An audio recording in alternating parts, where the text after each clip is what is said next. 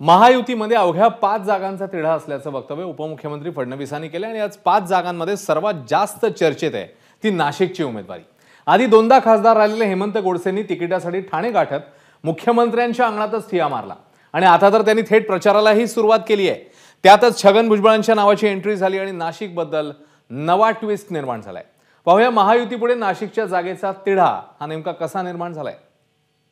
तिकिटासाठी माझा आग्रह नव्हता, मला तिकीट द्या, मागणी सुद्धा नव्हती। अचानक माझं नाव पुढे आलं। त्यांनी सांगितलं की तुम्ही विद्यमान खासदार आहात, तुमचा प्रचार तुम्ही चालू ठेवा।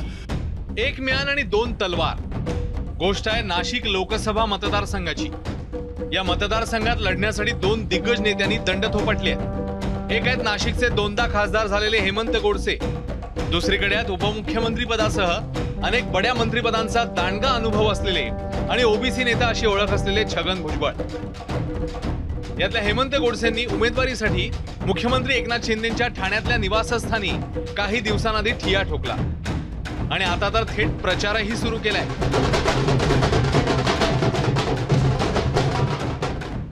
एकनाथ शिंदेंच्या आदेशाचा दाखला दिलाय तर छगन भुजबळांनी सावध पवित्रा घेत नाशिकच्या उमेदवारीबद्दल सूचक वक्तव्य केले। तिकिटासाठी माझा आग्रह नव्हता, मला तिकीट द्या, मागणी सुद्धा नव्हती। परंतु महायुतीची जी चर्चा दिल्लीमध्ये झाली त्या अचानक माझं नाव पुढे आलं आणि सांगितलं की भुजबळांनी नाशिकला उभं राहावं। त्या अगोदर मी फडणवीस यांच्याबरोबर सुद्धा चर्चा केली की बा काय आहे, खरं आहे का असं काय? तो म्हणाले हो खरं आहे की जो निर्णय ते देतील तो मला मान्य आहे आणि महायुतीसाठी आम्ही सगळे एकजुटीनं काम करणार। काय आता काय चर्चा असेल तो त्यांनी तो प्रश्न सोडवावा। 2 दिवसामध्ये आम्ही सर्वांनीच त्या ठिकाणी मुख्यमंत्री महोदयांची भेट घेतली, त्यानंतर डॉक्टर श्रीकांत शिंदेची त्या ठिकाणी भेट घेतली आणि त्यांनी सांगितलं की तुम्ही विद्यमान खासदार आहात, तुमचा प्रचार तुम्ही चालू ठेवा आणि लवकरच 2-3 दिवसामध्ये अधिकृत घोषणा त्या ठिकाणी होणार आहे। एकीकडे छगन भुजबळ आणि हेमंत गोडसे यांनी नाशिकवर प्रत्यक्ष अप्रत्यक्ष दावा ठोकला असला तरी राष्ट्रवादीच्या सुनील तटकरे यांनी मात्र वेट अँड वॉचचा सिग्नल दिलाय, तर भाजपच्या गिरीश महाजनांनी वेगळाच कयास काढलाय। साताऱ्याच्या बाबतीत देखील सातारा नाशिकची अदलाबदल ही चर्चा अजून सुरू आहे। काही अजून त्याच्यात पुढे टप्पा पार पडला, कारण साताऱ्याची जागा पण तुमच्याच कोट्यात होती।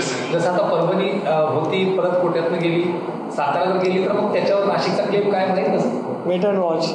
त्यांनी प्रचार केला तर समजा त्यांना तिकीट मिळालं तर त्यांना कामात येईल, त्यांना नाही मिळालं तर दुसऱ्या उमेदवार आमच्या मित्र पक्षाच्या कामात येईल। आणि म्हणून मला असं वाटतं की आम्ही सगळे एकत्र आहोत।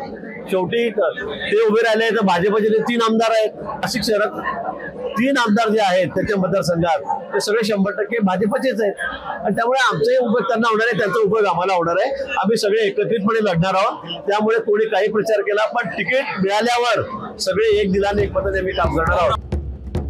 दिल्लीत तळ ठोकून 2 ते 3 दिवसांनी अमित शहांची भेट मिळालेल्या उदयनराजेंना भाजपने साताऱ्याची उमेदवारी दिली खरी, मात्र साताऱ्याच्या बदल्यात अजित पवार गटाला नाशिकची जागा दिल्याची चर्चा रंगली आणि तिथेच नव्या वादाला तोंड फुटलं। त्यानंतर नाशिकच्या वादात एंट्री झाली ती छगन भुजबळ यांच्या नावाची आणि म्हणूनच नाशिकच्या उमेदवारीबद्दल महायुतीपुढे एक म्यान आणि दोन तलवार असा पेच उभा राहिलाय। त्यामुळे हेमंत गोडसे हे उमेदवारीच्या दाव्याची तलवार उगारूनच उभे ठाकणार की छगन भुजबळ तलवार म्यान करणार, याकडे सगळ्यांचे डोळे लागले।